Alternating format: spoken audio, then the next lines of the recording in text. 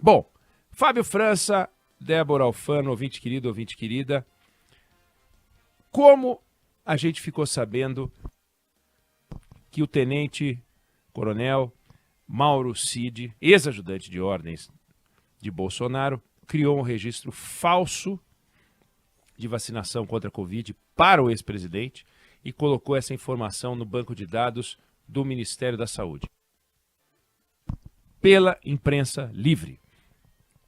Como é que a gente ficou sabendo da tentativa de assessores de Bolsonaro de liberar na Receita um colar de milhões de reais que foi apreendido no aeroporto e da venda de relógios que o ex-presidente recebeu como presente oficial e que depois foram recomprados pela imprensa livre?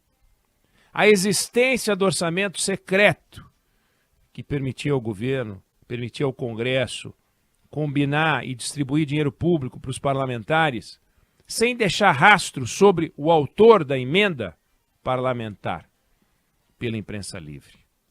A rachadinha no gabinete de deputados que pegavam de volta uma parte do salário dos assessores que não trabalhavam, a maior parte, recebiam sem trabalhar. Rachadinha que foi identificada por investigadores no gabinete de Flávio Bolsonaro, quando ele era deputado estadual pelo Rio. Essa investigação que acabou arquivada pela imprensa livre. Como é que a gente ficou sabendo, e como é que a gente fica sabendo dos detalhes dessa guerra sangrenta, dessa guerra odiosa no Oriente Médio? Podíamos falar da Ucrânia também. Em que o grupo terrorista Hamas matou mais de 1.400 pessoas num único ataque. E Israel matou de volta mais de 11 mil pessoas, incluindo milhares de crianças, bebês, mulheres, pela imprensa livre. Que, aliás, nesse caso, tem que tomar cuidado para não sair por aí divulgando números que funcionam como propaganda nem para um lado nem para outro. A imprensa livre, ela é a base da democracia. Ou ela é base da democracia. O Congresso Nacional, ele é comandado, controlado por pessoas eleitas, pessoas com compromisso com a base eleitoral, pessoas que têm lado, pessoas que têm interesse. O projeto é bom para minha terra, eu sou a favor, ainda que ele eventualmente possa prejudicar a terra de outro. Às vezes a decisão é pedestre. O meu aliado foi empregado, como era combinado com o governo, voto a favor. O meu aliado não foi? Não foi. Voto contra. A emenda não saiu, voto contra. E o governo? Controlado por pessoas eleitas, pessoas que têm compromisso com a sua base, pessoas que são subordinadas a uma ideologia, pensando o tempo inteiro em ocupar o poder e na reeleição. Isso não significa que não trabalhem pela sociedade, mas tem isso como uma fonte de preocupação. Aí lançam um nome de programa bonito, mesmo quando o programa não funciona, em alguns casos, sabendo que ele não vai funcionar. São essas pessoas que integram o governo, que integram o Congresso e que comandam o país junto com outras instituições, como é o caso do Poder Judiciário, como é o caso do Ministério Público. Isso para citar dois poderes, no caso do Poder Judiciário e do Ministério Público, que o tempo inteiro aparecem no noticiário. Esse sistema, ele é acompanhado de uma forma muito especial pela imprensa livre,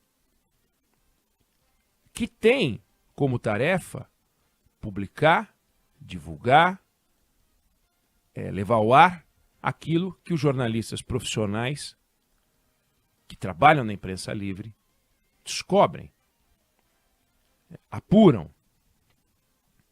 E os jornalistas profissionais descobrem e apuram muita coisa. Descobrem, eles apuram, né, notícias positivas, notícias boas, apuram e descobrem coisas ruins, notícias negativas, e é essencial que você saiba o que está acontecendo de bom, até para saber que tem gente séria fazendo coisa a favor da sociedade. E tem muita gente séria fazendo coisas a favor da sociedade.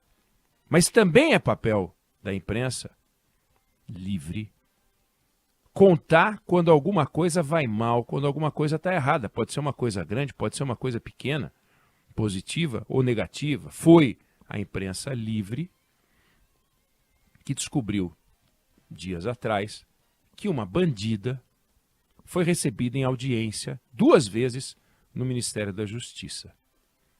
A imprensa livre foi lá e apurou a informação, foi lá e confirmou a informação, informação que nunca foi desmentida. Aliás, ela foi confirmada oficialmente e serviu de base para uma portaria do Ministério da Justiça para mudar o sistema de controle de quem entra naquele ministério. A apuração, ela foi feita, ela se concentrou nos limites dos fatos objetivos. Não tem especulação, contando quem a bandida visitou, com quem ela falou, como é que foi. Em nenhum momento da apuração, a imprensa, com as suas reportagens, afirmou que o ministro Flávio Dino recebeu essa senhora, que foi condenada a 10 anos, ele está recorrendo, e casada com um chefe de quadrilha condenada a 30, que está na prisão, líder de quadrilha, traficante de drogas do Amazonas. Só que a ideia de uma imprensa livre, que deveria ser saudada, que deveria ser festejada por todos, ela irrita os poderosos. Ela irrita os poderosos. Irrita os poderosos da iniciativa privada, muitas vezes. Irrita os poderosos do poder público. Ou a direção e os controladores das lojas americanas adoram e adoraram ler o que leram sobre a empresa. E por que irrita? Porque a imprensa livre é incontrolável. Ela não pode ser controlada como o poder público, eventualmente, aqui ou ali, numa ação qualquer, pode ser controlado por A ou por B. Como pode haver uma tentativa de controle de um determinado segmento do Congresso Nacional, que a própria imprensa livre haverá de denunciar quando trombar com isso, como já aconteceu. O Mensalão foi um sistema de controle. O Petrolão foi um sistema de controle. O orçamento secreto foi um sistema de controle que a imprensa livre contou, relatou. Mas a imprensa livre não é controlável. Ela não trabalha para este ou para aquele grupo ideológico. Então, hoje conta uma história que desagrada a direita, amanhã uma que desagrada a esquerda, quando não no mesmo dia. E ela desagrada porque descobre que esse personagem de direita ou aquele personagem de esquerda fez algo questionável. Não é uma caça a essa ou aquela figura porque não há lado. Essa caçada a essa ou aquela figura é papel feito por um outro segmento que não se confunde, nem pode se confundir com a imprensa livre, que é a blogueiragem engajada, a blogueiragem amiga ou inimiga, a milícia digital que se especializa em perseguir não os malfeitos, mas muitas vezes os jornalistas que denunciam os malfeitos. E há, nesse momento, uma campanha em curso contra uma jornalista, Andressa Matais, do Estadão, porque ela chefia a equipe que denunciou a entrada da bandida no Ministério da Justiça. Não é dela a reportagem, mas a campanha é contra ela.